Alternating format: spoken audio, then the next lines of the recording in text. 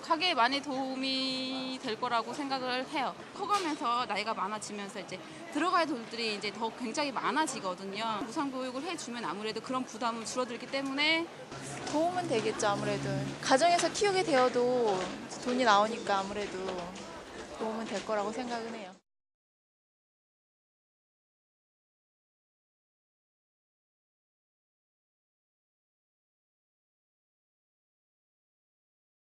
현재가 우리가 8, 국비가 2고 지방비가 8.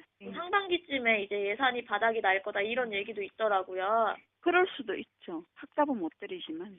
저희는 뭐 국고 보조율을 갖다가 50% 올려달라. 그거를 이제 저희가 그때 기자간담회도 했었고 1월 9일 날 저희가 또 뭐 개인적으로 계속 국회의원도 만나고 국회도 찾아가고 정부도 찾아가고 이렇게 하죠.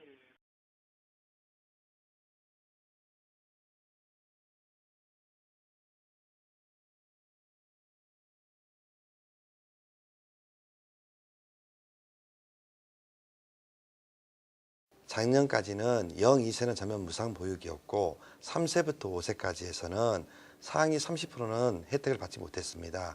금년 3월부터는 계층과 나이와 소득에 상관없이 전면 무상보육이 실시됩니다.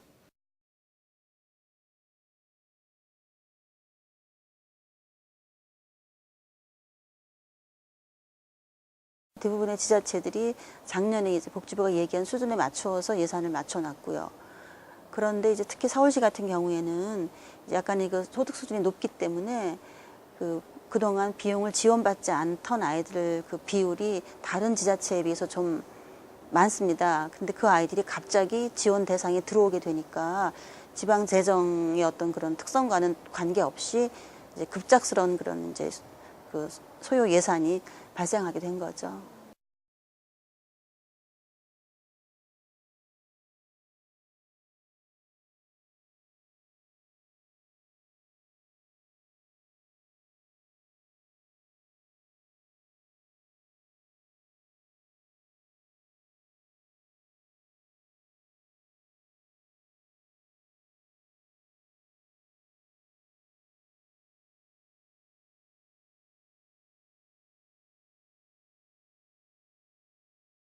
글쎄요. 그 생색내기 그거 진짜 생색내기 결정인데 그 기본 보육료 위에도 뭐 방과 후 수업이라든지 다른 뭐 추가 교육이라든지 그런 돈이 더 훨씬 많이 들어요. 그래가지고 좀 실질적인 도움은 그렇게 크진 않을 것 같아요.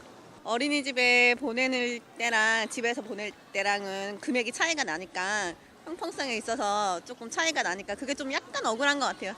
전 워킹맘이라서 보내고 싶어도 사실은 자리가 없어서 저 2011년 애 낳고 6개월 있다가 웨이팅 걸었는데도 아직 안 됐거든요. 그래서 5개 했는데 하나도 안 됐어요, 사실. 그래서 못 보내요, 올해는.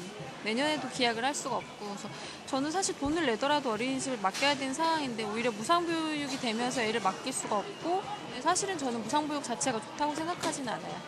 전 소득계층에 차등 없이 그리고 또 뭐 반일제나 종일제나 그런 구별 없이 모든 아이들에게 종일제 보육을 지금 보장하고 있는 것이잖아요. 이제 그런 데서 오는 몇 가지 문제점들을 우리가 보면 우선은 그 일하는 엄마와 일하지 않는 엄마를 구별하지 않음으로 해서 실제로 보육이 더 필요한 실수요자들이 어린이집을 더 이용하기가 어려워졌다라는 점이 하나 있겠고요. 그리고 두 번째는 전업주부들 같은 경우에도 아이들을 이제 그 뭐 공짜니까 소위 말해서 어린이집에 보내게 됨으로 해서 일단 이제 공급이 좀 부족하게 되는 그런 부분들. 정부가 무상보육으로 지원하는 비용은 하루에 12시간을 이용하는 것을 기준으로 지원을 하고 있는데요. 실제 부모님들은 뭐 6시간 이용하고 추가 비용을 부담해야 된다 이런 얘기들을 저희 쪽에 많이 해주세요. 그래서 무상보육은 확대됐다라고 얘기하는데 실제 부모님들이 체감하시는 비율은 굉장히 낮은 것 같습니다. 그리고 실제 뭐 어린이집을 이용해야 되는 맞벌이 부부들이 이용하지 못하는 사례들이 발생하고 있어서요. 부모님들이 현장에서 느끼시는 어려움들을 정부 쪽에 그 제한할 수 있는 창구들도 좀 공식적으로 마련이 돼야 될 것 같습니다. 장기적으로는 보육사업은 보편적 복지사업으로서 국비로 전액 사업을 추진하는 것이 맞습니다. 따라서 이러한 원칙에 준해서 우리도 영유아 보육사업을 전액 국비사업으로 전환해야 할 것입니다. 정말 보육이 필요한 사람들 그리고 보육이 필요한 아이에게 적정한 그런 서비스를, 질 높은 서비스를 줄 수 있는 체계로 좀 바꿔가자. 그러니까 양적인 중심적인 어떤 그런 정책에서 질 중심적인 정책으로 좀 바꿔갈 필요가 있겠고요. 집에서 키우는 사람들도 많이 혜택을 받을 수 있도록 그렇게 정책을 해줬으면 좋겠어요. 저희 같이 맞벌이 하는 부부들도 아기들을 뭐 이렇게 그 편하게 맡기고 일할 수 있게 그런 환경이 됐으면 좋겠어요.